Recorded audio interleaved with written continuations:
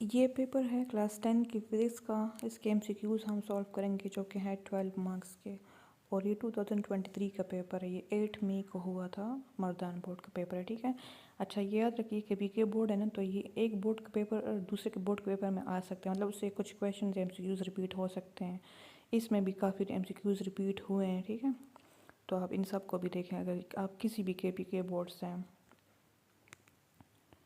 First MCQ है, if the length of a pendulum becomes doubled then time period becomes, जब length double होगा time periods को कितने times होगा, time period square root 2 times होगा। ये याद रखें, ठीक है।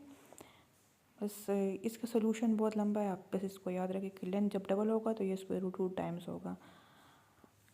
Human air can not here the sound having frequency greater than, इंसान का जो कान है ना वो किस फ्रीक्वेंसी से ज़्यादा आवाज़ नहीं सुन सकता, तो वो 20,000 हर्ट्ज़ है। 20 हर्ट्ज़ से कम नहीं सुन सकता, तो वो ग्रेटर पूछ रहे हैं तो 20,000 आएगा। ये इनकरेक्ट ऑप्शन इन्होंने किया हुआ है, ठीक है, मार्क किया हुआ है।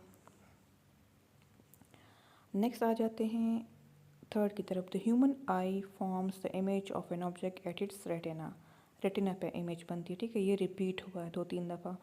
The phenomena of total internal reflection is used in transmission of signal through optical fibers. Total internal reflection optical fibers में होती है। Origin of energy from the sun and stars is fusion की वजह से energy होती है। And echo occurs when sound wave is, अच्छा echo हमें पता है कि reflection की वजह से होता है, reverberation भी और echo भी। The magnification of a refracting telescope is, इसका ये D option correct है। The equivalent capacitance of a capacitor is always greater than their individual capacitance when they are connected in, अच्छा equivalent capacitance कब greater होगा, जब वो parallel में होंगे, और equivalent resistance कब greater होगा, जब वो सीरीज़ में होंगे। तो एक कैपेसिटेंस का पूछ रहे हैं तो हमारे पास पैरेलल में होगा, और कैपेसिटर्स में कम होगा जब वो सीरीज़ में होंगे, और उसमें रेजिस्टेंस में कम होगा जब वो पैरेलल में होंगे। 1 किलोवाट आवर, तो ये तो हमारे पास बुक में है। इसका सोल्यूशन है तो ये 3.6 मल्टीप्लाई 10⁻⁶ जूल्स है। A convex lens with focal length of 8 has the power of lens, convex lens का फोकल लेंथ हमारे पास 8 है, तो इसका पावर क्या होगा, तो 1 बाई फोकल लेंथ होता है 1/8। अब 8 को कन्वर्ट करना है सेंटीमीटर से, इसको मीटर में कन्वर्ट करना है, तो 1/0.08 बन जाएगा, ठीक है। तो 1/0.08 आप कर लें तो आपके पास आंसर आ जाएगा, जो कि होगा I think 12.5 diopters. Step up transformer increases, ये भी रिपीट हुआ है। स्टेप अप ट्रांसफार्मर इंक्रीज करता है वोल्टेज को।